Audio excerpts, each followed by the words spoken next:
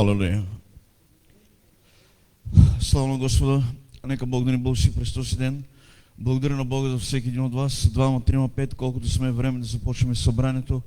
Така че благодаря на Бога за всеки един от вас. Живи сме, здрави сме, тук сме в молитвения дом.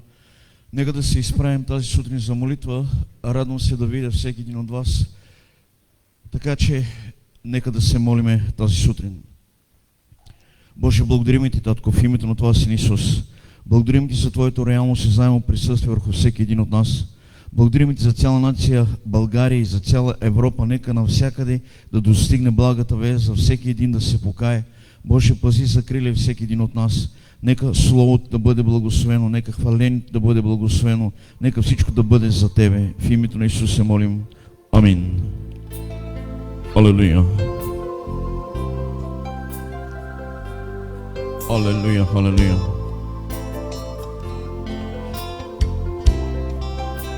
Алелуя. Слава на името Божие. Алелуя. Слава на името Божие. Алелуя.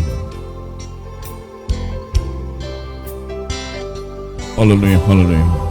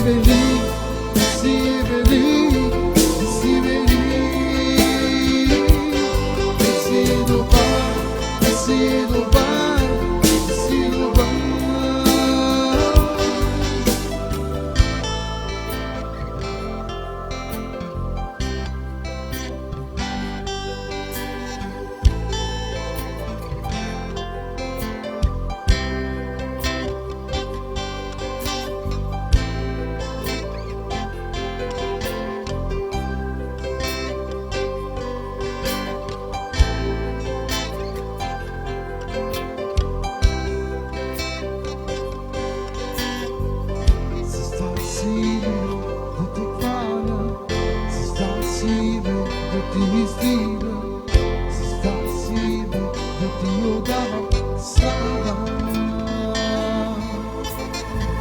Създал си ме да те хваля, създал си ме да ти издигам, създал си ме да ти отдавам слава.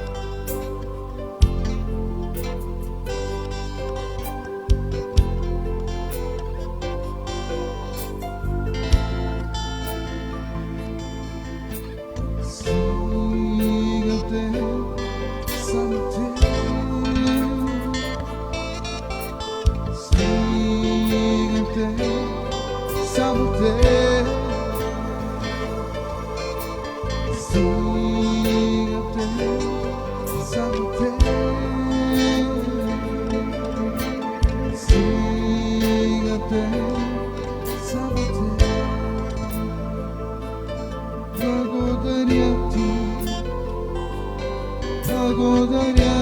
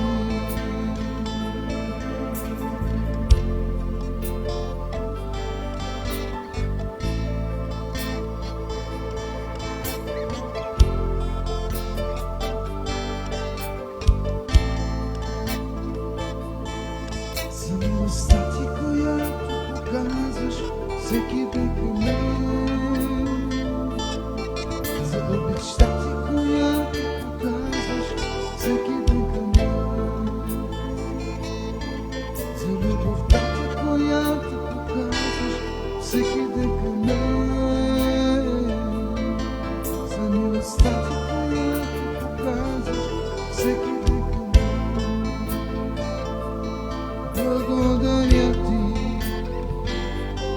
благодаря ти, благодаря ти, благодаря ти, благодаря ти, благодаря ти,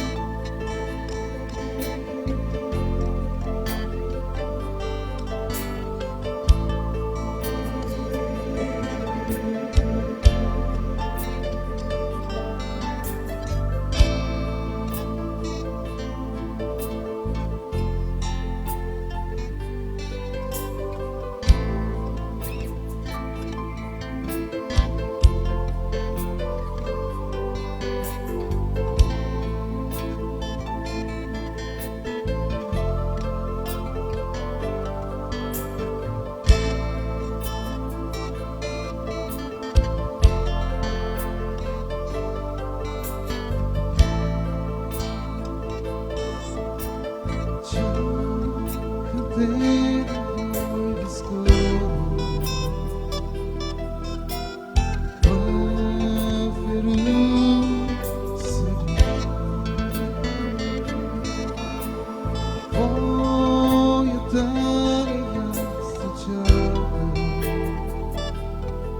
се моли за този ден.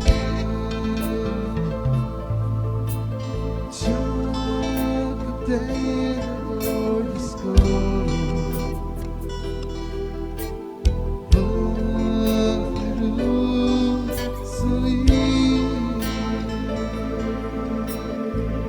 Моята невеста чака и се моли за този ден.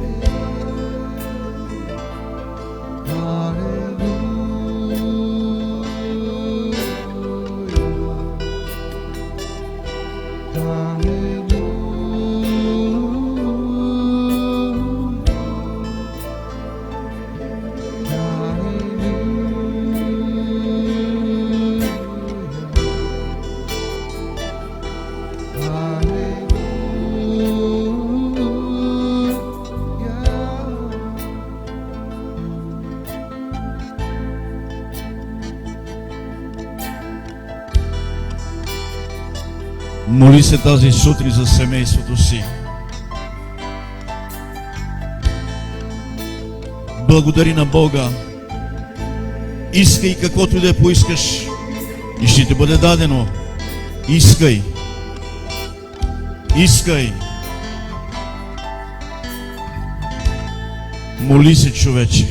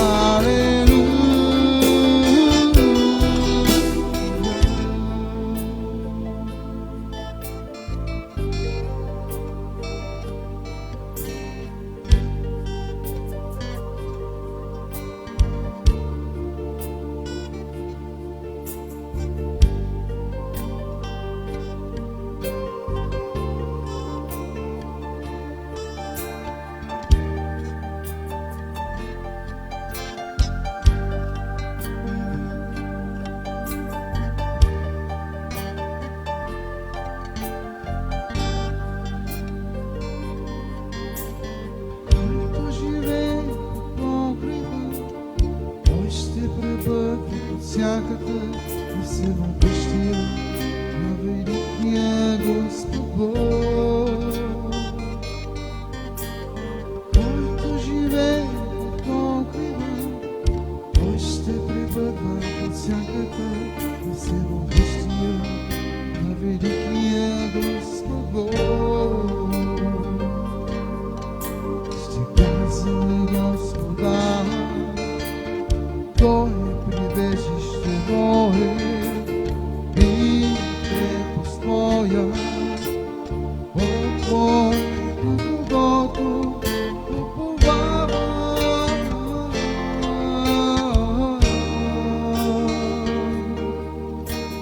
Хиляди ще паднат в страната ти и десетки хиляди в десницата ти, но до тебе няма да се доближи. Хиляди ще паднат в страната ти и десетки хиляди в десницата ти, но до тебе няма да се доближи.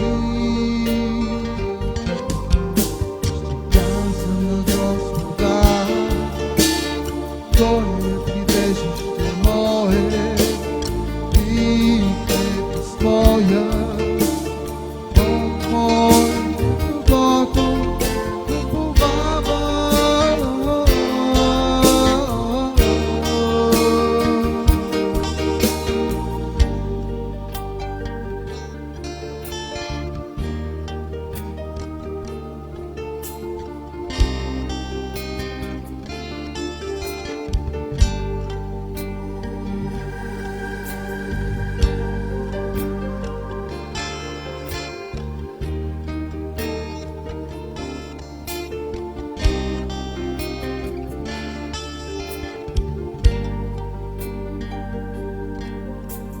Хиляди ще паднат по страната ти и десетки хиляди в десницата ти, но тебе няма да се доближи. Хиляди ще паднат по страната ти и десетки хиляди в десницата ти, но тебе няма да се доближи. Ще каза на Господа, той е прибежище мое и крепост моя, от който Богото уповавам.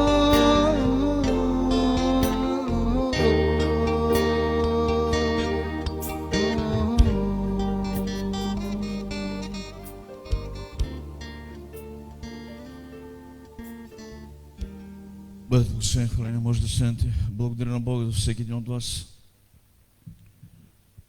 Вярвам, че всички ние идваме в молитвения дом, за да бъдем благословени, защото това е време, в което ти прекарваш с Господа. Така че всеки един ден от нас, всеки прекарва време в различни ситуации, премеждия, инциденти и болести. Така че Бог е дал 6 дена, ден 7 неделя. Всеки един от нас трябва да бъде в молитвения дом. Така че тези, които така решават да не бъдат в молитвения дом, нека да правят така, както искат. Тази година всеки един от нас знае, че днеска е Петдесятница по религиозните календари. По православните, по католическите и по всичките измислени календари човешки. Всеки един от вас знае, че оригиналната дата, библейската на Петдесятница е 5 март. От 14 януари, когато е библейската Пасха, се броят 7 седмици по 7 дена, 49 дена и 50-я ден пада на 5 март според Библията. Така е писано в Словото на Бога. 5 март е библейската дата на този ден, Петдесятница. Но когато поповете и папите искат да променят, те си променят и така целият свят играе по тяхна музика. Така че нека всеки един от вас да знае, днеска почти целият източно православен свят празнува Петдесятница. Преди една седмица празнуваха западните, католиците, и всички в Германия празнуваха Петдесятница. Сега е православието. Така че ние поради този календар се движиме с тях и искаме, не искаме, празнуваме като всеки един човек. Така че всички ние вече осъзнаваме, че Бог има 3 вечни празника. Празника Рождество Христово, празника Възкресение Христово и празника Петдесятница.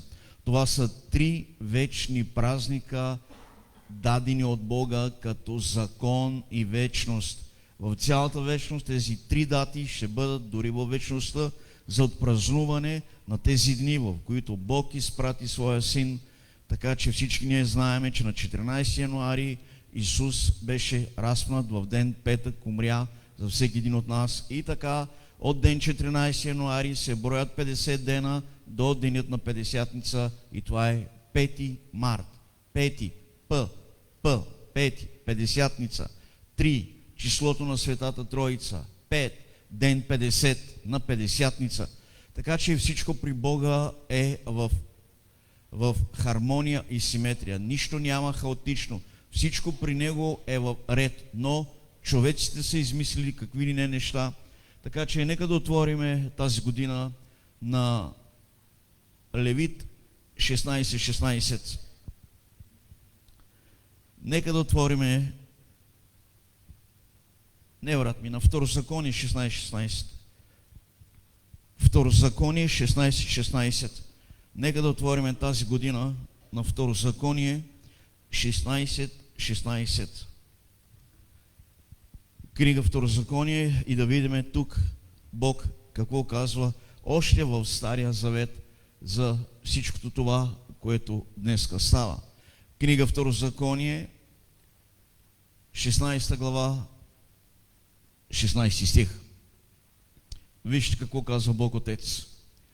3 пъти в годината всеки твой от мъжки пол да се явява пред Господа, твоя Бог, на мястото, което избере Той, в празника на безкласните, в празника на седмиците и в празника на шатрата на скинопигията. Но да не се яват пред Господа с празни ръце. Никой човек не трябва да дойде пред Бога с празни ръце. Това е закон от Бога. Така че всеки един от нас нека за себе си да си замисли, идваш ли с сърцето си, с душата си, идваш ли с благословията си, с това, което Бог е наредил, това Бог го пише, не го пише Маши. Никой да не се явява пред Господа с празни ръце. Дай да го върнем от начало, брат ми. 3 пъти в годината. Това е 3 пъти в годината. Всеки един от нас вече разбира, че тук Бог е направил завета и договора с Моисей и оттам насетне целия свят трябва да празнуват тези 3 празника. Това е Рождество Христово, това е Възкресение и това е Петдесятница. Петдесятницата е това, което днеска става по целия свят и празнуват. Така че нека да отворим на книга Деяния на апостолите. Нека да отворим на Деяния на апостолите 1.8. Дайте да четем първо Деяния на апостолите 1.8 и след това ще четем един друг стих.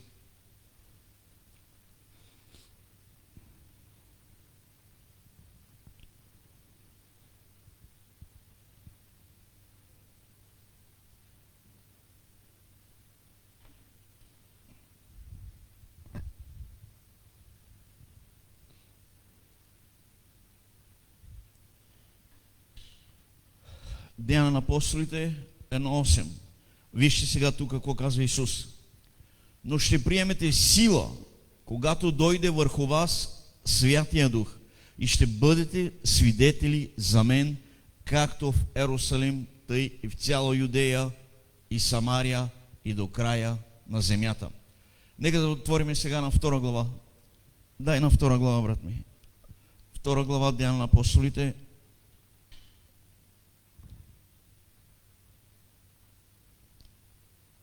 37 стих. Дай да четем и това, и след това ще говорим за всичко това, което днеска е като Слово от Бога.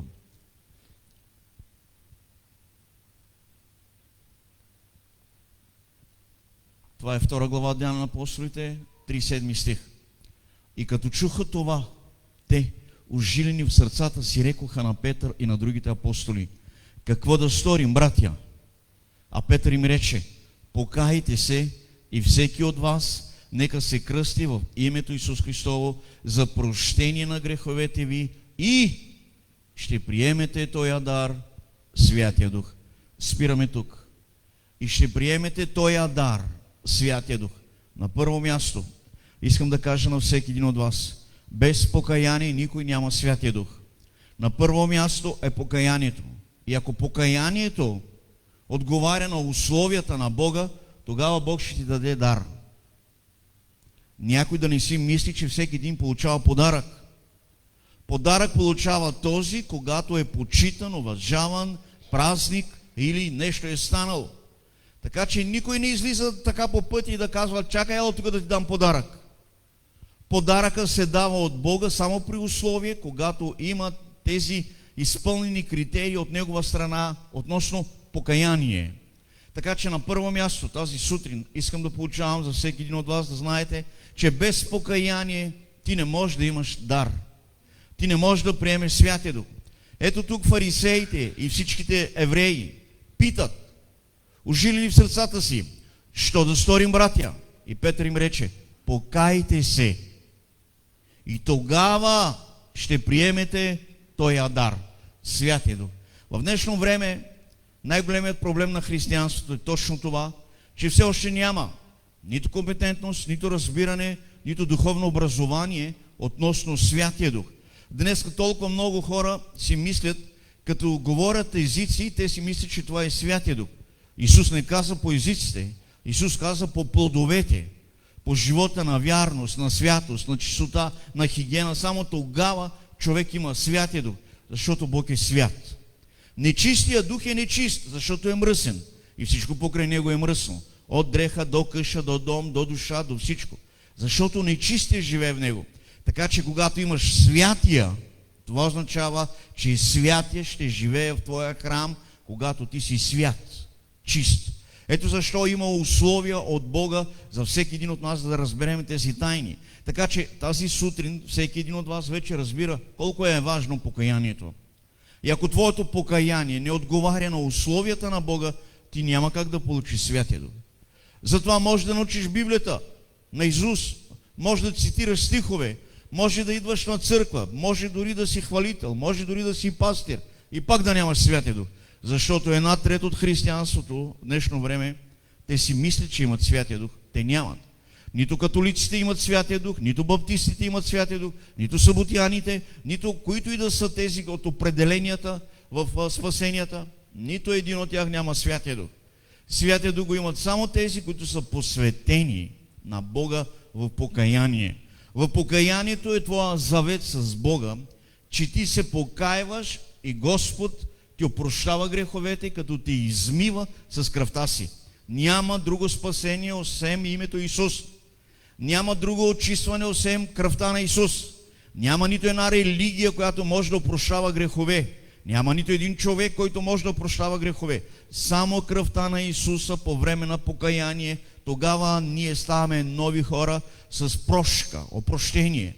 Прощават ти се греховете. Иди си и не съгрешавай повече, за да не те сполети нещо по-лошо. Ето защо днеска много хора все още държат на всякакви видове религии, относно водни кръщения, относно какви ли не неща, но не и на покаяние. Братя мои сестри, без покаяние няма бебе. Покаянието е бебе, новорождение. Нов човек се роди. Този нов човек има грижа към него, има обгрижване, има внимание. Затова апостола казва: докато бяхте малки, храних ви с мляко. Но когато пораснахте, вече станахте мъже да разберете словата. Защото дори самия апостол Петър беше в спор с апостол Павел. И апостол Петър дори казва: не го разбираме, Павел понякога говори за небесни неща, които ние не знаеме за какво говори. Бил на трето небе, ще дойде Исус, ще ни вземе вграбването.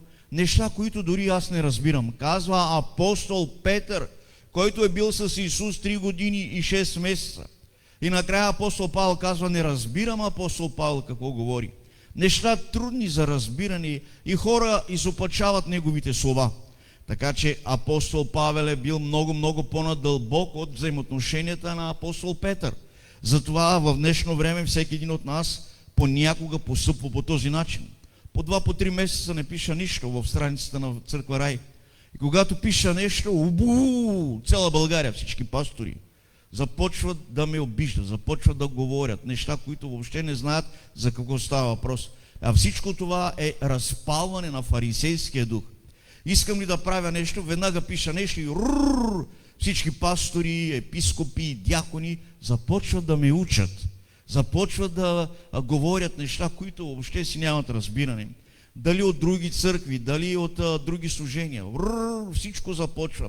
Защо? Защото когато Бог ми е дал толкова много, аз се смирявам и се смалявам. Така както апостол Павел е бил. Когато апостол Павел започва да говори за неща небесни и духовни, те всички му казват, леле, Павле, полудял си. Полудял си, Павле, за какви неща ни говориш ти? И така в днешно време по същият начин има апостоли, които имат небесни откровения и когато никой не ги разбира, те казват, да мани го, бе, той е луд, бе, той не знае какво говори. Защото не е според това стандарт. Аз не съм от твоя кълъп, не съм от тази матрица, не съм от тази религия, в която днеска толкова много хора се движат. Правят семинари, конференции, събрания, походи, не знам какви молитви и накрая ни един от тях няма любов. Ни един от тях няма любов. Правят се неща, град Лом няма никакво участие никъде. От толкова голяма гордост на служители, че никой никъде не участва. Преди времена правиха се съвместни празници, Рождество, Петдесятница. Сега, от 4-5 години насам, когото и да каниме, никой не иска да участва. Защото в тези събрания има голям оборот. И в този голям оборот никой не иска да си даде оборота. Казвам ви истината, за да знаете защо пасторите не се събират. Защото във всяка една църква има оборот, дарения. Никой не иска да си дава дарението на друг пастор. Поради тази причина те не искат да се съгласяват да има съвместни събрания. Това ли учи Святия Дух? Това ли ни учи Исус? Винаги сме канили, винаги сме дали врата отворена, десница за общение, да дойдат. Никой не идва, защото знаят, че в своите събрания те си взимат парите. А така трябва да жертва събранието, за да се прави съвместно събрание по повод празника, за който Бог е казал. 3 пъти в годината всички да се съберете в моето име и да празнувате, да пеете, да хвалите Господа. Каквото Бог ви е дал, яще, но стойте в общение, в молитва, събирайте се. За съжаление, никой това не го прави. Деяния на апостолите казва, че ден и нощ се събираха и всички от всички села и градове се събираха. Апостол Павел даваше зор всяка година на Петдесятница. Дали е в България, дали е в Гърция, дали е в Турция, дали е в Испания, в Малта, където и да се намира апостол Павел. Винаги на ден Петдесятницата той тича към корабите да се пребере в Ерусалим. И той знаеше колко прекрасно време беше това. За Петдесятница апостол Павел всяка една година се прибираше където и да е бил да празнува Петдесятния събор. Така че аз все още не съм изследвал тази история за единственият град в България, който празнува Петдесятница, Святи Дух. И това е нашият град, старият бивш град Михайловград, Монтана. Единственият град в България, който празнува Петдесятница, денят на Святия Дух. И представете си, Монтана празнува почти 1 седмица. И все още не съм видял, нито съм изпитал, нито съм изследвал, да видя откъде е това управление. И бих казал на тези предишни хора, които са оставили тази традиция в Монтана, да бъде техният най-голям празник. Нашия най-голям празник е вяра, надежда и любов. Около 14-15 септември това е нашия панаир, Ломския. Обаче, в Монтана е много интересно. Няма друг град и друго село в България, който да празнува Петдесятница, Святия Дух. Това е техният най-голям празник за монтончани. И така все още не съм питал, но някой ден ще питам някой повече с знание и разбиране откъде са взели тази традиция. Като в същото време в Монтана нямаше църкви. Доколкото аз знам, в Монтана нямаше 50-но харизматични протестантски църкви. Бях чул на времето, имаше секта, баптисти имаше, но все още, дори и сега, няма толкова църкви като харизматици, 50-ни протестанти. Доколкото вижте в Лом, всеки един от вас знае, най-старата църква в целия свят е при нас. И то в гетото. И то на моя прадядо, неговия двор, от неговото имане, той даде прозорци, врати, двора, за да се направи църква. Така че за Лом знаем историята, писано е, но за Монтана не знам откъде дойде този прекрасен празник за монтончани да празнуват Петдесятница. Така че върхът на техният празник е утре. Винаги те го празнуват на другия ден. И днеска празнуват, и вчера празнуват, но часът пик на празника на Монтана е утре, ден Петдесятница, празника на Святия Дух. И аз съм толкова радостен да видя, че има хора, които все пак имат разбиране, имат знание да празнуват този празник. Преди 7, 8, 10 години, когато питах пасторите, ще празнувате ли Петдесятница? Какво беше това? Не един, не двама, не трима. Толкова много пастори, до преди 7, 8, 10 години, лично аз ги питах, как ще празнувате Петдесятница? И те ми казват, а какво беше това? И аз им казвам, лицемерие.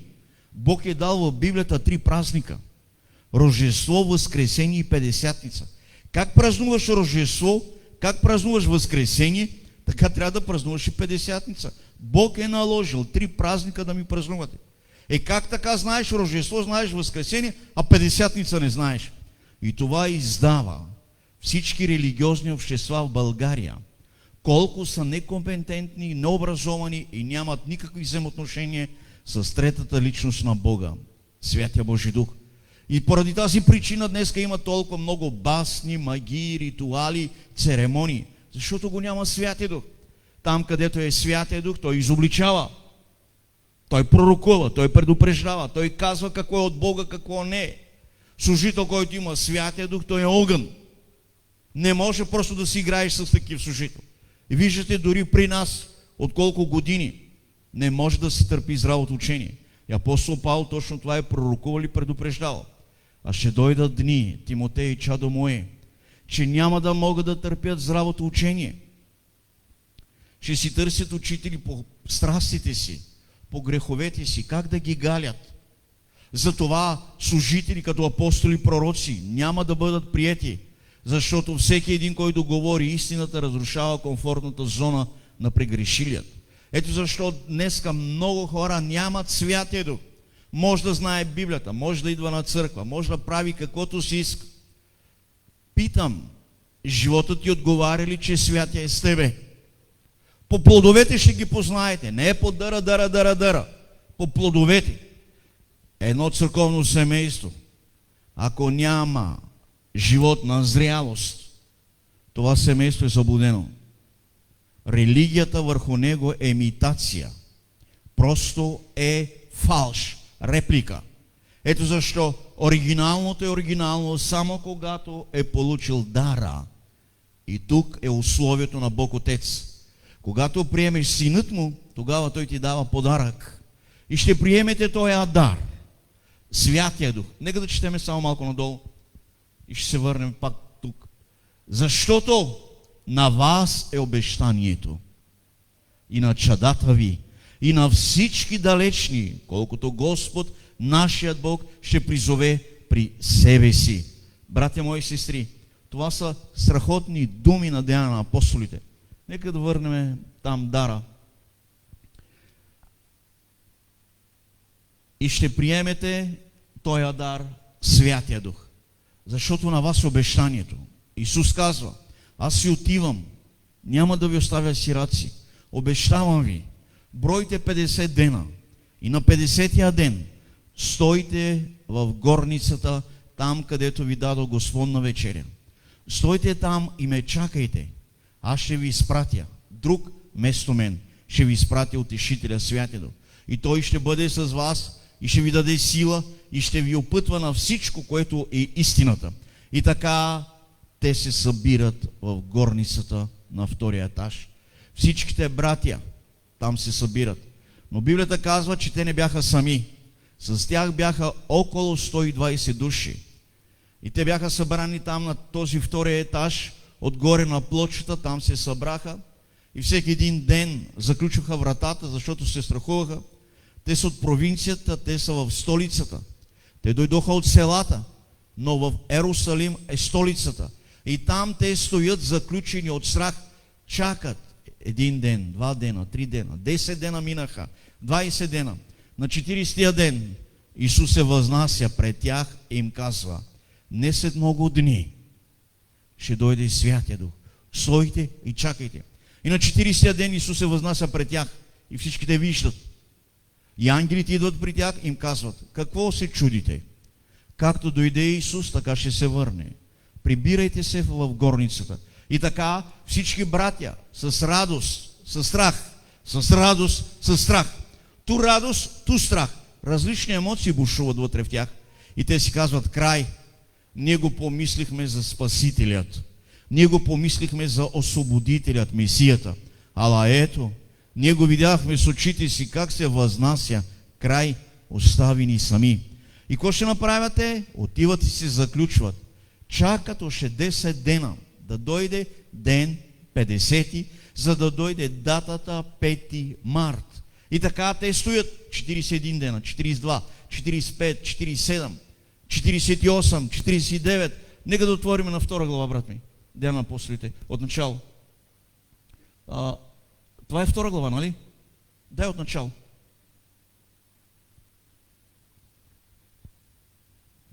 Нека да видим сега. 2 глава, Ден на апостолите. И вижте сега какво става. Те броят дните, 45 дена, 47 дена. Исус ни остави, сами сме, край. Ще дойдат римляните, ще дойдат фарисеите и нас ще хванат, и нас ще убият. И те се страхуват, и те стреперят.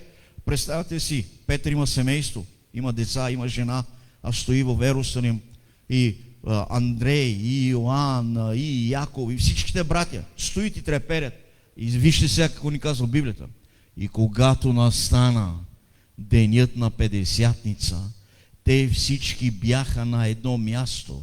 И внезапно стана шум от небето, като хвученето на силен вятър, и изпълни цялата къща, където седяха.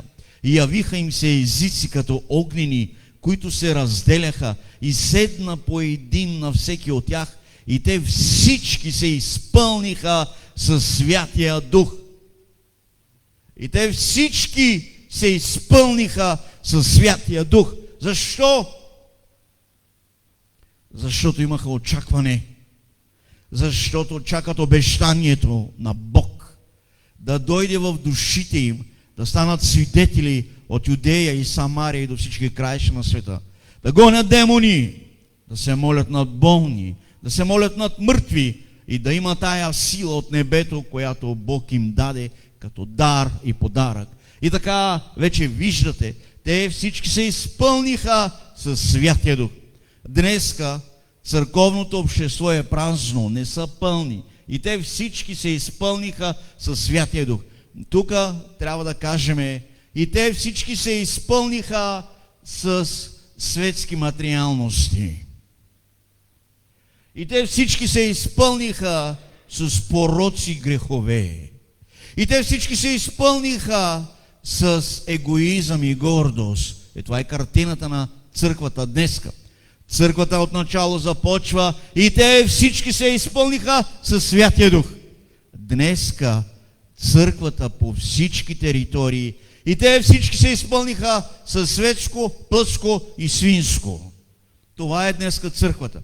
Затова нямат сила, нямат убеждения, нямат откровения, нямат преживявания, нямат слово, нямат пророчество, нямат предупреждение.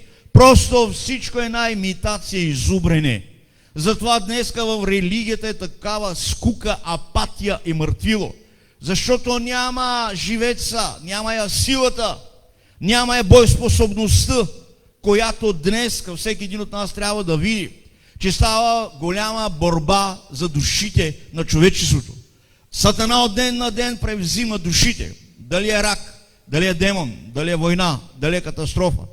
Каквото и да е, Сатана успява да взима човешките животи. И Бог плаче, защото днеска църквата е отишла в крайности на светско, на материалности, на грехове, на пянство, на прелюбодейства. И поради тази причина днеска църквата е толкова слаба, защото не са изпълнени. Просто къщите им са празни. Празни. Няма никой в къщи. Сами са. Тук е цялата тайна на християнството. Или имаш Святия Дух, си духовен, или ти си плътски. Обсебен, обладан, порочен, греховен, нечист. Всичко това е обратното на изпълване. И те всички се изпълниха със Святия Дух. Ето тук е проблема. Днеска братята с какво се изпълват? С какво се изпълват днеска братята? С какво се изпълват? Виждате ли, когато един християнин претендира, че е празен или е пълен, какви са последствията на живота му? Е поради тази причина. Още 200 години да проповядвам. Няма такиви, които да ме приемат. Защото нарушаваме комфортната зона на греховете ти. Затова днеска толкова много хора трябва да разберат, че когато Исус беше на земята, всеки един ден се караше. Всички си мислят, че Исус просто правеше само добрини. Да, слава на Бога, така е. Но никога не забравяйте, че Исус дори им казваше: сатани, ваш баща е дявола. Гробници варусани, пълни с мъртвешки кости. Не ви ли познавам какво имате вътре? Исус всеки един ден се караше и спореше с фарисеи, садукеи, с всички фалшиви. Виждате ли? Това е човек, когато е пълен със Святия Дух. Когато си пълен със Святия Дух, ти си светлина. Ти си страшилище за тъмнината. Защото светлината идва към тъмнината и тъмнината започва да бяга, без никой да ги гони.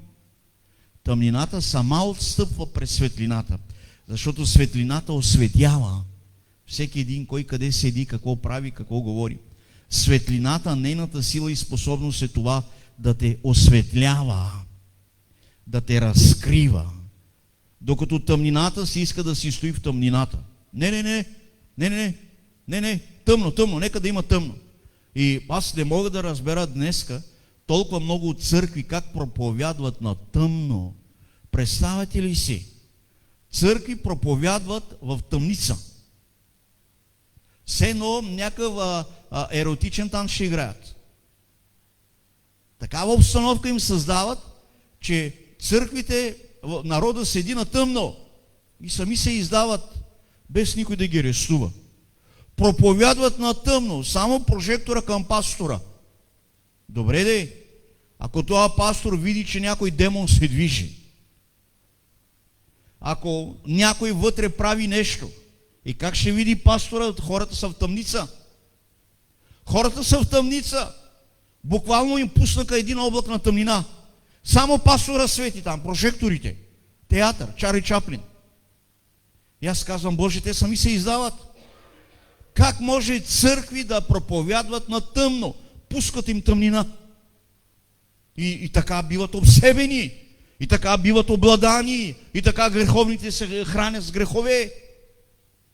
Просто пастора там не го интересува. Интересуват го парите. Просперитет. Давай пари, сей да женеш. Давай пари, сега ще купим нещо друго. Те само купуват и пишат: и тая придобивка, и она придобивка, и тая придобивка, и она придобивка. А стадото на тъмно къде си видял стадо на тъмно да седи? Че ако седи на тъмно, то нито млеко ще дава, нито месо, нито вълна. Че кое животно иска да стои на тъмно? Че на тъмно живеят само хищници, вълци, лъвове, тигри, анаконди, зми. Само те се движат на тъмно за жертва и плячка.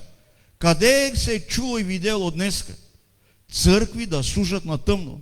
Църква, истина ви казвам, никога няма да позволявам, където и да бъда поканен, да проповядваме или да служиме, никога няма да позволя да гасят крушки и хората да стоят на тъмно и да се проповядва. Не. Това е сатанинска работа. Това е демонична работа. Това е сеанс. Това е сатана. Това е дяволско. Святия Дух е светлина. И да бъде светлина. И Бог каза. И светлината беше разделена от тъмнината. Светлината винаги е разделена от тъмнината. Как може църкви да стоят на тъмно? Да стоят на тъмно и да чуват слово. Какво слово чуват? От баща ми или от дядо ми? Нищо не чуват. Защото са обсебени, обладани. Нищо. Ето защо не се променят. Защото няма живото, вдъхновяващо слово от Бог, от Святия Дух. И поради тази причина днеска такива хора са просто в култ и идолопоклонство към човека, не към Бога. Поради тази причина днеска те нямат Святия Дух. Святия Дух го имат само тези, които отговорят на критериите и условията на Бога. Само тогава ти получаваш този дар. Не може да ти се дава дар, просто и така. Ела да ти дам този скъп дар. Не, няма как да стане. Бог дава даровете си само когато има условия. А тези условия са номер 1. Покаяние. Годежа с Исус. Пръстена на Исус на твоята ръка. Тогава ти си християнин. Когато ще дойде кръстника да те изведе за сватбата. Кръстника в момента чака да се подготви булката. И когато ще дойде денят на грабването, кръстника, Святия Дух, ще вземе невестата и ще я закара на среща с младоженника. Защото това е писано, че стане среща в облаците между църквата и Исус. И така вече църквата ще бъде завинаги във вечността с Исус. Така че, братя мои сестри, днеска е много важно делото и служението на Святия Дух. Днеска, по причина на голямата алчност, която винаги има продукция на сребролюбие, на лъжа и на измама, това не дава днеска църквите да растат. Правят семинари, конференции, без нищо съществено, без никаква централна тема, без нещо, което да бъде променящо се, нещо да донесе влияние. Просто циркове, ядене, пиене и оборот. Ядене, пиене и оборот. Дай 2-3 снимки, всички сме съединени като съединител. Да, не ще да тръгне. Блокирал. Бр, не ще. Нема съединител, нема тръгване. Но пред хората показват съединение. Ама не ще да запали, нито да тръгне колата. Ама пред хората съединени. Съединителят е съединен. Да, ама не. Ето защо. Защото алчността на сребролюбието, кражбата и измамата, това е, брат и сестра, на корупцията. Поради алчност днеска църковното общество, политическото общество и всякакъв вид индустриално общество, от търговия до каквото и да е, алчното сърце произвежда тази лъжа, измама и кражба. И тук живее корупцията. Тези хора са подвластни да продадат майка, баща, бъбрек, далак, сърце. Защото нямат Святия Дух. Поради алчността върху служителите в днешните църкви, те само раждат злоба, омраза, контрол, параноя, диктатура. И всичко това е към апостолските пророчески църкви. Затова Библията предупреждава. Апостолите и пророците няма да бъдат приети. Дори от своите ближни. 3 години яде с мене на масата. И беше с мене. Но накрая петата си дигна против мене. И това е духът на алчността. Юда Ескариотски. Ето това е днеска отстъплението, защото в сърцето живее алчността. Алчността е лакомия.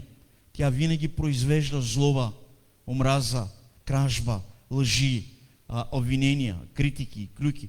Защото това е голяма помия. И затова Исус казва, от всичко, що пазите, пазете сърцето, защото от него излиза всичко. Така че в днешно време всеки един трябва да се пита, твоето сърце променено ли е? Твоето сърце трансформирано ли е? Твоето сърце сърцето на Исус ли е? Твоето сърце бащинско ли е? Твоето сърце братско ли е? Твоето сърце приятелско ли е? Съжаление, днеска виждаме сърцата на много братя, предатели, буйни, клеветници, обвинители, алчни, крадливи, лъжливи, в грехове потънали. Както мъжете, така и жените. Потънали душия в грехове и няма оправия. Няма оправия. Ето защо днеска всеки един трябва да се пита. И те всички се изпълниха със Святия Дух. С какво си пълен днеска, човече? С политика, с интрига, с религия, с търговия? С какво си пълен днеска? Устата ти говори. Устата ти говори това, което си пълен. Пълен с Бога, Божи неща говориш. Пълен с мърсотия, мръсни неща говориш. Кой с какво е пълен, това говори. Ето защо остави един човек само 5 минути не говори. Остави го 5 минути той да говори, да го видиш с кой е пълен. Да види, че резервуара му с какво е пълен. Метан ли е, газ ли е, петрол ли е, бензин ли е. Просто го остави 5 минути и тогава ще видиш как започва да бълва от резервуара. Какво държи? Какво държи в сърцето? Дай му 5 минути. Да видиш само как Святия Дух разкрива личността му пред тебе. Затова не бързай да говориш. Просто бъди един добър слушател. Просто да бъди добър слушател. Не бъди като тия болни германци, дето толкова плямпат, че не знаят вече дори какво говорят. Като си идва тук и ти го питаш за нещо, той направо родословието до прабаба си отиде.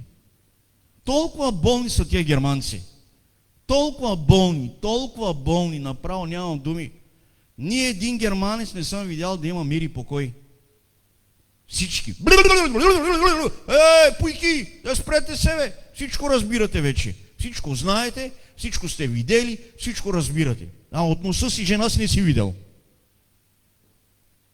Затова, когато видите такива хора, просто ги оставете, нека да им олекне малко. Защото то вече няма кой да слуша.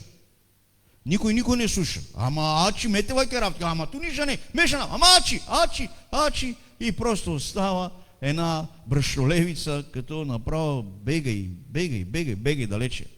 Така че, с какво си пълен? Такъв е аромата на горивото ти. Дали е дизел, дали е бензин, дали е газ. Просто 5 минути ти давам, почвай да плямпаш. И когато почваш да плямпаш, без да искаш, ти не се осъзнаваш с какво си пълен. И те всички се изпълниха със Святия Дух, с Бога се изпълниха. Днеска трябва да питаме кой с какво е пълен. Ами, вече няма и какво да питаме. Делата и действията на живота говорят, без да плямпаш. Делата и действията ти говорят. Кой си ти, какъв си, какво правиш, имаш ли живот с Бога, просто един скришен бандит ли си, или просто се преправяш с хитрини, лукавщини. Слава на Бога, толкова съм благодарен на Бога, че взе метлата. Боже, благодаря ти, Татко, в името на Твоя Син Исус. Благодаря ти за срекмето, гдето си го хвърлил, това голямо срекме като мрежа, и всички цаци паднаха. Само големите риби не минават през решетето. Бог хвърля срекмето в църква. Бог взима метлата и почва да чисти. Бог взима водата и почва да мие, защото това са закони на Бога. Когато някой в църква прави неща, които са паянтови, ялови, безплодни, Бог взима метлата и почва да чисти. И аз съм толкова благодарен на Бога, че един по един чисти всички тия тръни и бодили, защото са плява. Плявата имитира жито. но не е. Стои близо до житото, но не е. Плявата не става за брашно. Дори плявата животни ядат, надуват се и умират. Плявата е голяма имитация на жито, но не е жито. Това е притчата на Исус. Оставете плявата. Оставете и житото. И в деня на съда аз ще дам на всеки един заслуженото. Това е днеска църквата на религията. Плява, безплодна, ялова, нищо не дава. С празни ръце идва при Бога. С празни ръце идва при Бога. Нито душата си дава, нито времето си дава, нито сърцето си дава, нито джоба си дава. Нищо не дава религията на плявата. Затова днеска всеки един от нас трябва сам за себе си да прави тази една малка равносметка. По кой път се движа? Къде ще стигна? По коя посока съм тръгнал? Каква спирка ме чака? По кой път се намирам? По калния път, широкият, който води в погибел, или се намирам в тесния път? Пътя на Исус. Пътя на Исус не е така, както някой си мисли. Килими червени, рози, не. Пътя на Исус е изпитания, изкушения, тестове. Но всичко това ти носи здравина за дома. Здравина в семейството си. Няма как нещо да те събори, защото си придобил мъдрост от Бога. Ако някой не му достига, да иска. Да иска мъдрост от Бога, за да познае Господа. Колко е страшно да се падне в ръцете на живия Бог, на всички тези, които днеска злоупотребяват с Божията авторитет и име. Ето защо те всички бяха изпълнени. Искам да ви чета 6 неща, които църквата има като задача от Бога, като предназначение от Бога към цялата планета Земя. Ще ви говоря за тези 6 неща и ще приключим, като ще ви говоря формално, малко, кратко, за тези 6 задачи дадени от Бога. И ако ще хиляди животи да живея, върху тези 6 основни неща е цялата тайна на Божия план за изкупление на човечеството във всичките и времена и години. До ония ден, докато дойде Исус. Така че, номер 1, спасение на човечеството. Задача номер 1 от Бога, спасение на човечеството, което се нарича изкупление. Бог даде своя син в откуп, да изкупи всички нас от проклетията на Сатана. Даде своя син, за да изкупи нас. Стана взаимовръзка. Той взе нашето място, ние взехме неговото място. Той отиде на кръста заради нас, а нас прати отдясно. И Исус каза, където съм аз, там ще бъдете и вие. Братя мои сестри, номер 1. Спасение на човечеството е Божия план за всички хора на земята. Това е основната колона и фундамент на цялото здание на Бога да се държи тази сграда. Като архитект и Бог, създател, творец, номер 1, той е предвидял спасение на човечеството, което се нарича покаяние. Ето защо номер 1 пред Бога е покаяние, новорождение, спасение. Всеки един го разбира по различен начин, по причина на тълкователите, на служителите. Затова всичко става въпрос за спасение на човечеството. Няма друго име, освен името Исус за спасение на човечеството. Нито Мухамед, нито Аллах, нито Буда, нито Кришна, нито Дзинзин, нито който и да е. Няма как да спаси човечеството. Добре? Няма да говоря за такива неща. Добре? Щом ви притеснява, няма да говоря по този начин. Но нека всеки един от вас да знае. Номер 1. Спасение. Номер 2. План на Бога. Какво е? Там на кръста какво каза? Свърши се. В моите рани всички сте изцелени. Какво иска Бог? Номер 1. Спасение. Номер 2. Изцеление. Говоря ви за тези 6 точки, за плана на Бога, не за нашата църква, за целия свят, за цялото църковно общество по планетата Земя. 6 основни причини от Бога за цялото човечество. Ако някой каже, аз нямам видение, аз нямам цел, аз нямам съдба, аз нямам мечта, нека да ти ги кажа тази сутрин, за да разбереш мечтата на Бога. Плана на Бога. Номер 1 спасение. Номер 2 изцеление. В Неговите рани ние сме изцелени. Както ни е дал спасението, така ни е дал изцелението. Амин. Амин. Бих се зарадвал, ако разберете тази тайна, защото днес толкова много хора не осъзнават, че както е спасението, така и изцелението. Дал ти е спасението, дал ти е изцелението. Просто вярвай. А праведният, чрез вяра, ще живее в Бога. Не вяра у вярата. Не праведният ще живее у вярата. Служение 60-те години на всичките тези служители, които са докарали движение вяра. Вяра у вярата. Не. Това е било религия и заблуда и много хора над 40-50 години и дори все още се движат в тези религии. Вяра у вярата. Не. Вяра у Бога. Праведният чрез вяра ще живее в Бога. Не вяра у вярата. Това е заблуда сатанинска. Вяра в Бога. Живия човек вярва в живия Бог. Че що ми е дал спасението, Той ще ми даде и изцелението.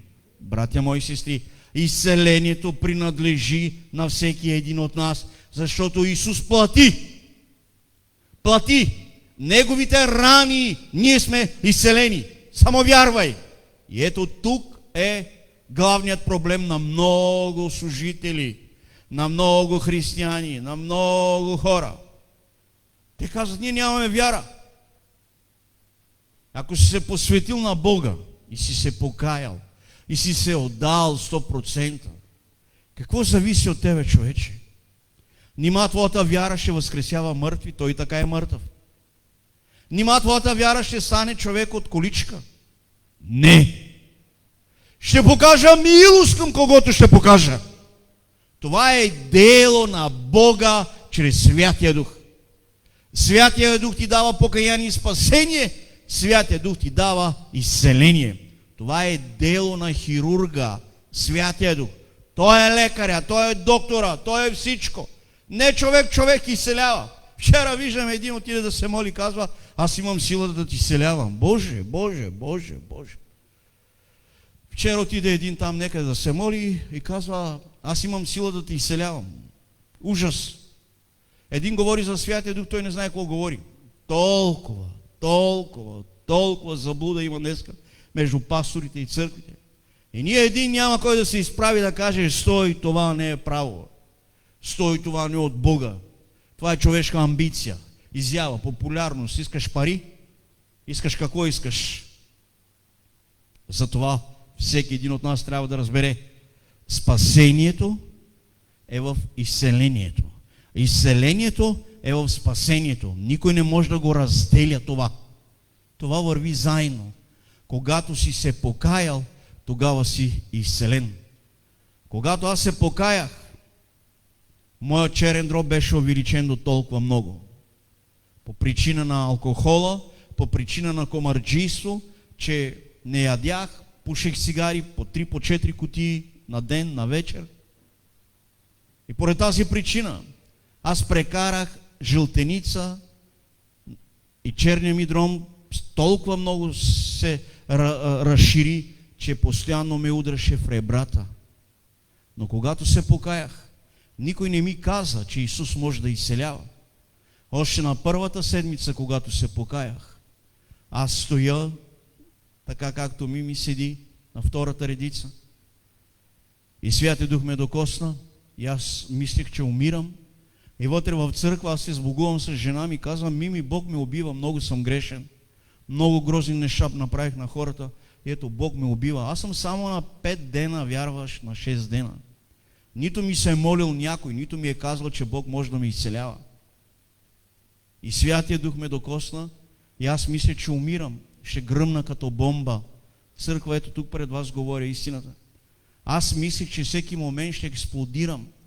Такава сила, такава Божия слава беше върху мен, че тялото ми беше неспособно да издържа на тая енергия, на тая мощ, на тая сила.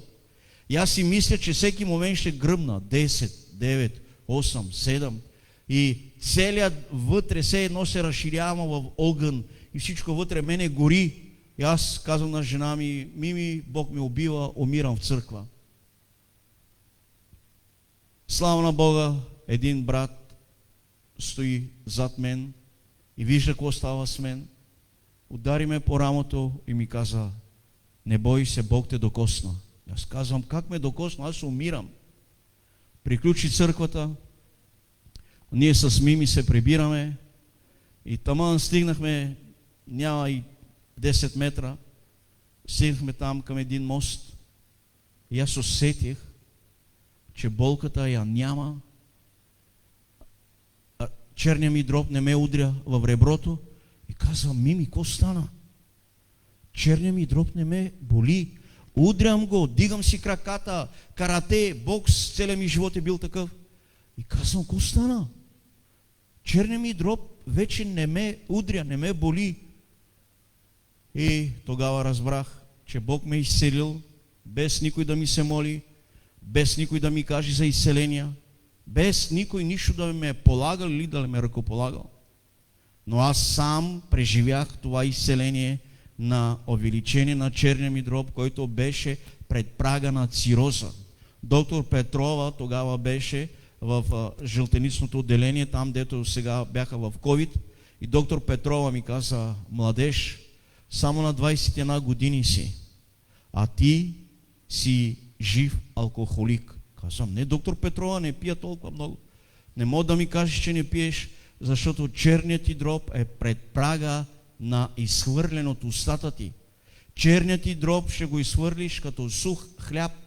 Както хляба става сух и се рони, така ще хвърлиш черният си дроб, момче.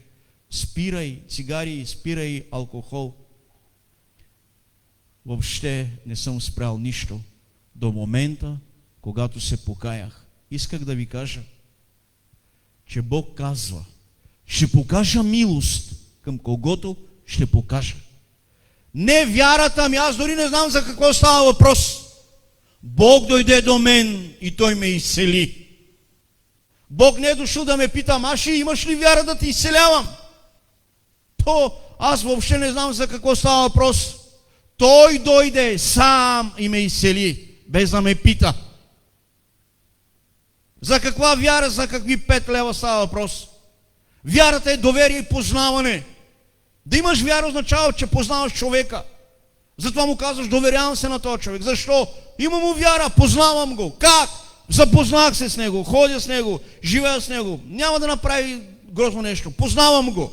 Това означава вяра. Вяра е познаване, вяра е доверие. Така че Бог няма нужда от твоята вяра. Но когато Бог иска да изцелява, Той изцелява. Когато Бог иска да възкресява мъртъв, 4 дена у гроба. 4 дена у гроба. Вярваш ли, Марто? Да, вярвам, Господи, в деня на съда. Не, Марто. Сега брат ти ще възкръсне. Лазаре! Излез вън! Да е питал Исус мъртвеца? Възкръсих бебето.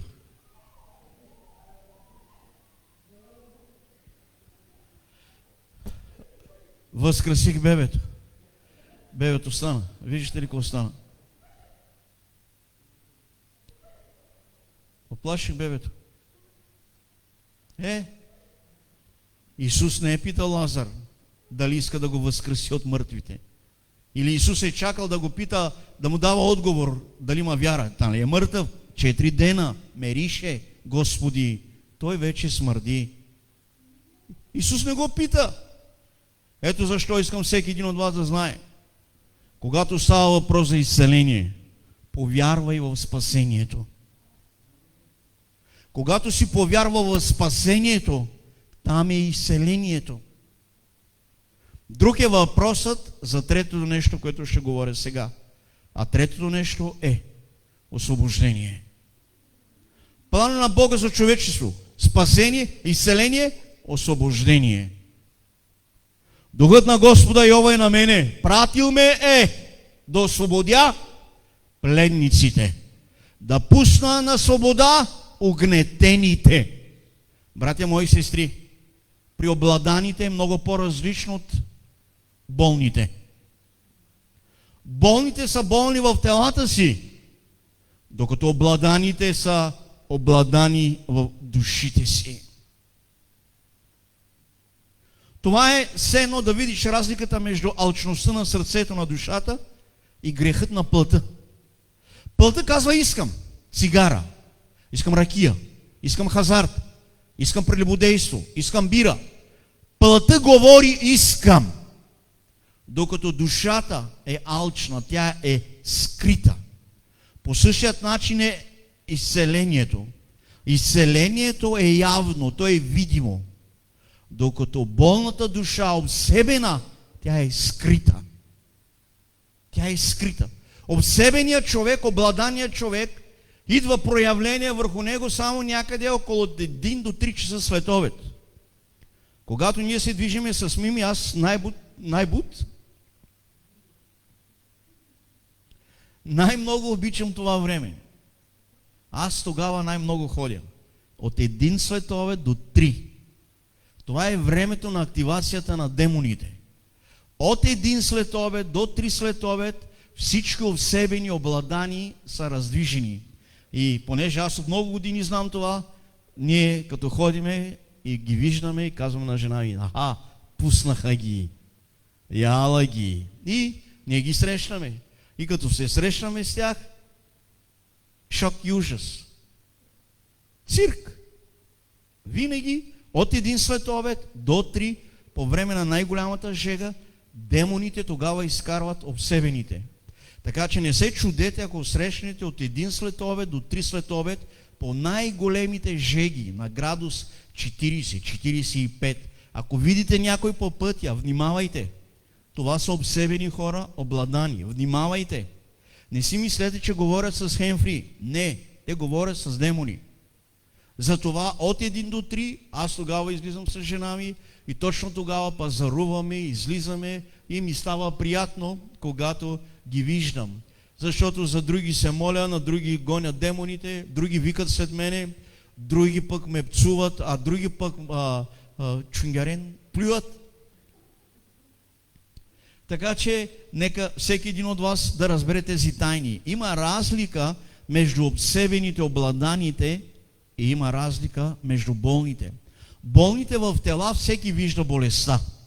Но когато душата е обсебена и обладана, ти не можеш да видиш. Може да видиш само при положение, когато има активация, проявление на демона. А демона обича да се разкрива точно когато има много камери. Иска да бъде център на внимание. Баш тогава ще влиза, ще излиза пред тебе, ще се удря пред тебе, ще мине към центъра, да го хване камерата. Точно тогава демоните искат изява. Точно когато има снимане нещо за Бога, демоните започват да се раздвижват. И стават и така правят, че винаги искат да бъдат към хвалителите, към служителите, към сцената, към камерите. И това аз го дебна от стотици години. Така че знам всички тези тайни и стратегии на дявола. Така, нека всеки един от вас да знае разликата между душевно болния, обсебен и този, който е болен в тяло. Огромна е разликата. Затова ти трябва да знаеш как да действаш. Защото ако ти не познаваш арсенала на твоето оръжие, което Бог ти е дал чрез Святия Дух, ти няма как да боравиш с тези дарби, помазание и сила. Ето защо днес има толкова много неща, които виждаме по църквите и правят такива циркове, такива шутове, такива палячовци, че хората се отвращават направо. Затова номер 3. Обсебените, обладаните. Бог е дал в своя план те да бъдат освободени. Номер 1 спасени. Номер 2 изцелени. Номер 3 освободени. Освободени, не свободни, освободени. От какво? От клетката на Сатана. Те са в кафези. Те са в лагерите на дявола. В впримчени, обсебени, измъчени. Това са обладаните хора. Те нито пият вода, нито се хранят, нито спът. Тези хора са много измъчени. Нито вода пият, нито ядат, нито спът. През цялото време те са в разговор с дявола. А налево, а надесно. Поради тази причина те получават шизофрения. Раздвояване на личността. Разделя се на две. От дясното му ухо един му казва тръгвай натам, другия му казва давай наляво. Ония ден минаваме пред магазина и един тръгна тъкъм пътя, тък наляво, тъкъм пътя, ту наляво, а ние в едно такси. И казвам, виж сега, два демона. Един му казва надясно, другия му казва наляво. Кара Ибрахим, Ван Дам, Жан-Клод Ван Дам. Шпагат направи в мозъка му. Шпагат направи в мозъка му, той не знае на къде отиде. Ту по пътя на главния път, Софийски, тук магазина, а надесно, а налево. А ние с таксито чакаме, а бързаме. И казвам, Мими, виж какво прави сега демона, виж как се активирал. Точно сега, когато бързаме, виж демона сега какво прави с човека. Ту надесно, ту налево, ту надесно, ту налево. А ние трябва да минеме. И виждаш активацията на демоните на шизофрения. Поради тази причина днес много хора са скрито обсебени. За съжаление, вече в град Лом има около 4-5 пастора, обсебени, обладани, просят, стоят по маркета, стоят по магазините, като ме виждат, по някой път им давам, по някой път искам да говоря с тях, да видя в какво нещо се намират. Едно и също, за съжаление. Вече има толкова много пастори, обсебени, обладани. И едно от пророчествата е било в моя живот, че ще се моля за такива хора. И аз се молех над много такива пастори. Над много такива се моля. И ще продължавам да се моля. Но, нека всеки един от вас да разбере плана на Бога, за да бъдеш изпълнен със Святия Дух. Номер 1 – спасение. Номер 2 – изцеление. Номер 3 – освобождение. Номер 4 – промяна в семейства. Законът на Бога държи на мъжко и женско. Промяна в семействата. Това се нарича възстановяване на взаимоотношения на мъжът и жената. И мъжът да има дължимото към жената сношение. И жената да се предава, защото това не е нейно тяло, а това е тяло на мъжът ѝ. Защото жената беше взета от мъжът. За съжаление, днеска много взаимоотношения вече са разрушени. Няма дължими сношения. И след това защо жената си търси? Някой сега ще каже, сега вече не си добре. Знам, че не съм добре. Бог да те благослови. Но поради това, което не виждаш, какво става? Жената ти си намира друг. А мъжът със своите плътски закони. И той, че си търси друга. Защото няма промяна. Промяна на възстановяване на семейства. Това означава възстановено семейство, възстановен дом. Да имаш правилното отношение и взаимоотношение в семейството, а да не се чудиш след това, защо жената избега. Чули? Избега, бе! Намерила си там един друг. Той мърлял, като само пие. Оня друг, жената си намери. Това е в плана на Бога. Номер 4. Възстановяване на семейства. Мъжко и женско, Ной, тебе казвам да влезне в кораба. Ной, иди говори. Мъжко и женско предупреди да влезне в кораба. За съжаление, при нас от кораба само се излиза. От нас, от вас, без нас, без вас. При нас от кораба само се излиза. И като ги видиме къде са, блатото, кукуруза, на буклука. Така че, брате мои сестри, ще спирам до тук, няма да говоря другите неща. Чувствам, че ще ви стане много. Когато Бог ме води, ще говоря и за другите две неща, но сега спирам. Говоря до тук. 2 остават. Говорих ви за 4, които са изпълнени за Божия план. Номер 1 – спасение, което е покаяние. Номер 2 – изцеления. Номер 3 – освобождения, горе на демони. Номер 4 – семейства. Възстановени семейства, променени. Това е плана на Бога. За сега ви давам тези 4 неща. Така че всеки един от вас да се замисли за последното. За семейството. Ти спасен ли си, ти освободен ли си, ти изцелен ли си? Тогава ти си променен. Тогава ти си нов. Тогава ти не имаш характера на Исус. Тогава ти наистина си преживял християнство. Ако ли не, всичко е имитация, зубрене, повтаряне и всичките от тези пошли неща, които са артистизъм, Большой театър и кинобояна център. Артист. Така че нека всеки един от нас да се замисли. Особено братите, които ни гледат на скрито в момента. Защото те не могат да търпят вече здравото учение. Братята не могат да търпят здравото учение. Ще си търсят учители по страстите си, по греховете си, в изневери, в кражби, в лъжи, в измами, в никакво участие в църква, било финанси, било по плът, било по време, никакво участие. И това те издава, че ти си паднал антихрист. И живееме във времето на антихристите. Кой е антихрист? Това, който продава Исус. Той, който продава Исус, е антихрист. Юда. Яде писмене и накрая петата си дигна против мене.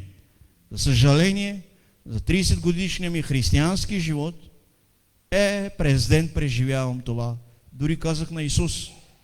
Исусе, при тебе имаше един Юда. Исусе, при тебе имаше един Юда.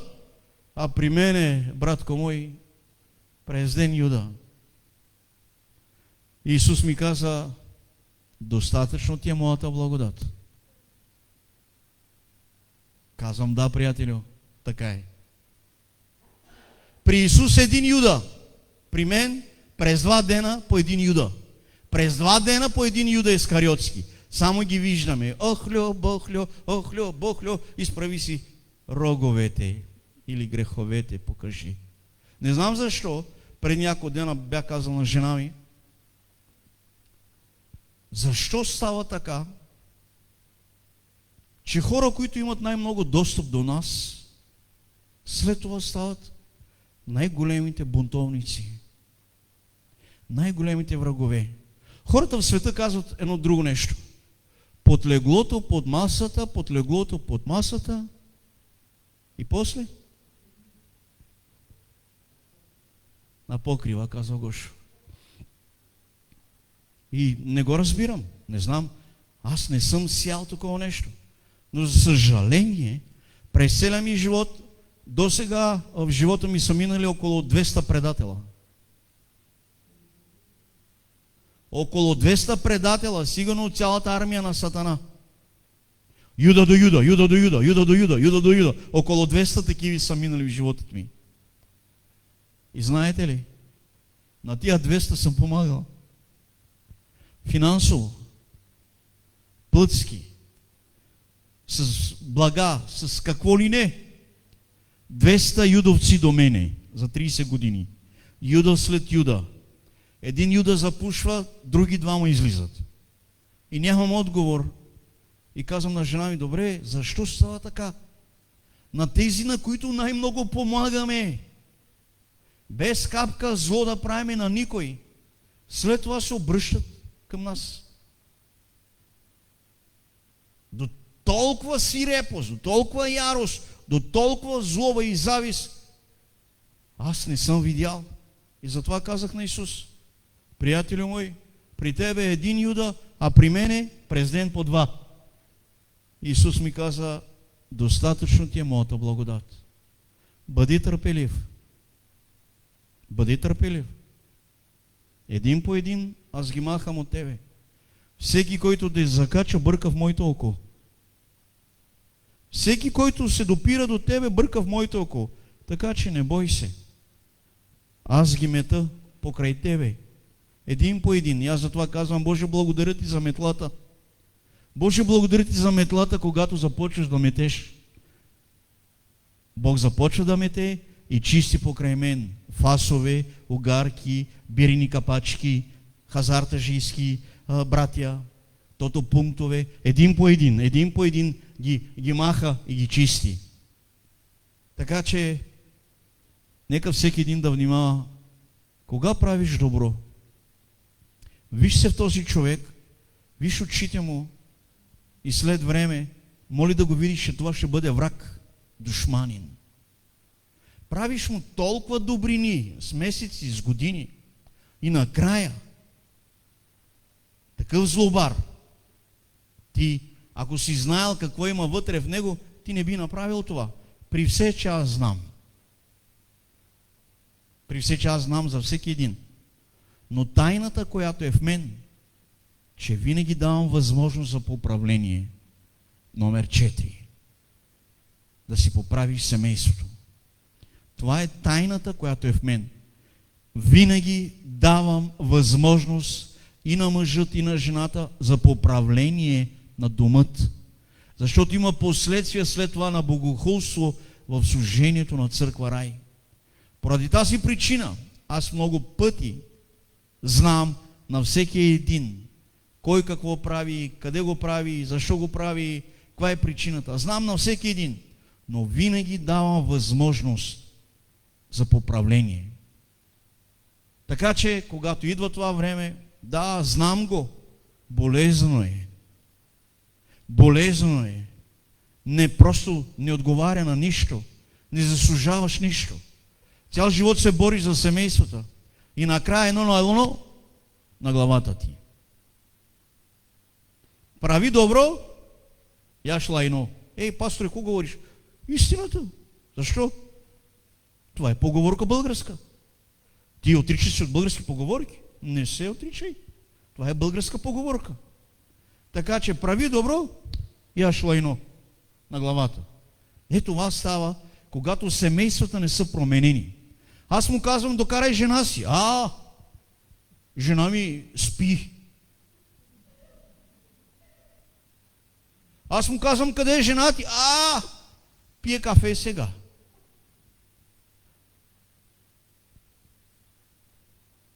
И след това съм разения. Де знаеш, че жена ти сега пие кафе?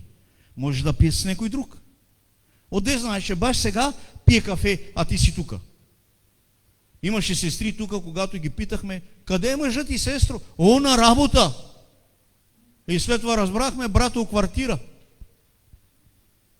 Брата квартира с друга. Сестро, къде е мъжът ти? Мъжът ми на работа, пастори. Викам, добре.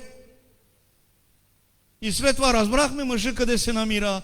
Мъжът квартира с куртизанка. Партизанка на всеки километър. Ние сме на всеки километър от Лом до Ботевград. Кой разбрал? Така че, номер 4. Промяна на семейства. Това е много важно. Спасение, изцеление, освобождение. Номер 4. Промяна на семейства. Това е цялата тайна на Христовия план за изпълване на кораба. Кораба да се напълни с мъжко и женско. Това е плана на Бога. Като заповед е дал на Ной, а Ной преобраз е Святия Дух. Името Ной означава гълъба почивката. Където ще кацне Ной, ще има почивка на гълъба. Това означава името Ной. Гълъб, почивка. Така че служението на Ной е служението на гълъба, на почивката, на Святия Дух. Да събере в кораба мъжко и женско. Бог да ви благослови, нека да се изправим.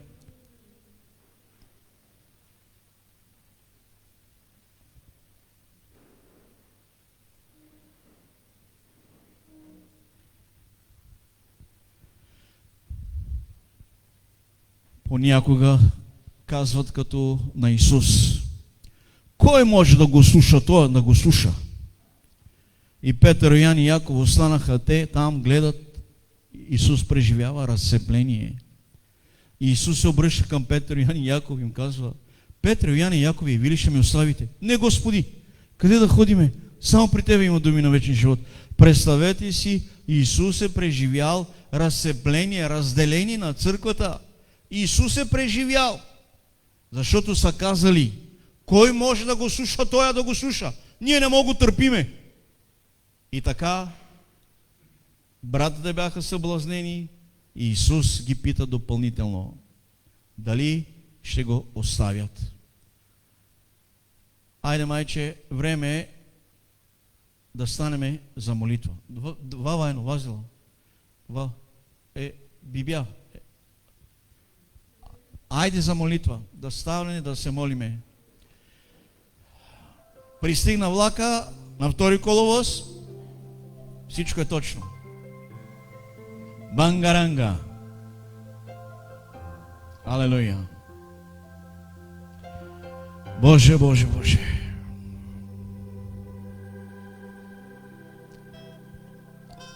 Не спете, хора. Някой ще каже: ама при тебе толкова приятно. Как да не спиме? Толкова добре говориш. Бушугар вътърда чауро. О, Боже, Боже. Молиме, Татко, за цяла нация България. Молиме Те за всичките ни брати и сестри по Европа. Пази, закрили всеки един дом да се покае и наистина да бъде семейство пред Тебе. Молиме Те за спасение, молиме Те за изцеление, молиме Те за освобождение, молиме Те за възстановяване на семейства. За всеки един в България. Боже, всяка църква, която е от Тебе, да проходи. Всяка, която не е от Тебе, да блокира. Камък на камък да не остане. Да не остане само Твоята невеста. Само Твоята църква, чиста, безупречна, без петно и без грях. Само Твоята невеста, Господи. Защото знаеме, че блудницата всичко имитира и в днешно време няма вече нищо скрито. Всичко е явно пред Тебе, Боже, и пред служителите Ти. Затова Ти благодариме, Татко. Дай покаяние на всеки един. Нека да има покаяние над всеки един. Да изповяда греховете си, да се разделя от греховете си. И нека наистина да има взаимоотношение с Тебе, святи душе. Благодариме Ти. Пази, закриле България. Благославяме Те.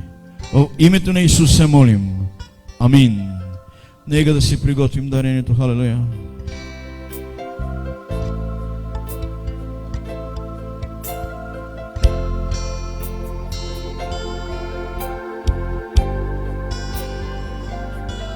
Даваме Ти очи, чест и слава,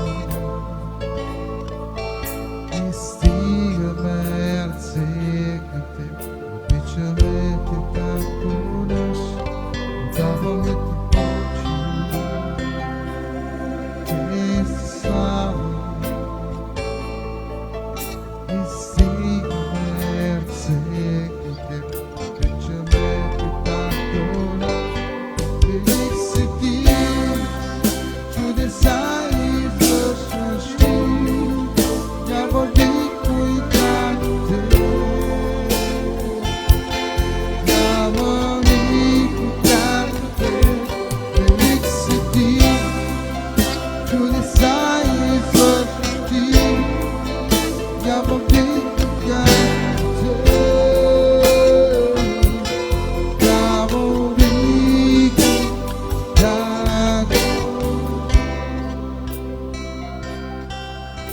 Боже, благодарим Ти за всеки един, който дал дарението. За тези, които не са имали, дай им работа да се върнат дълговете. В името на Исус се молим. Амин. Бъдете благословени. Исус ви обича.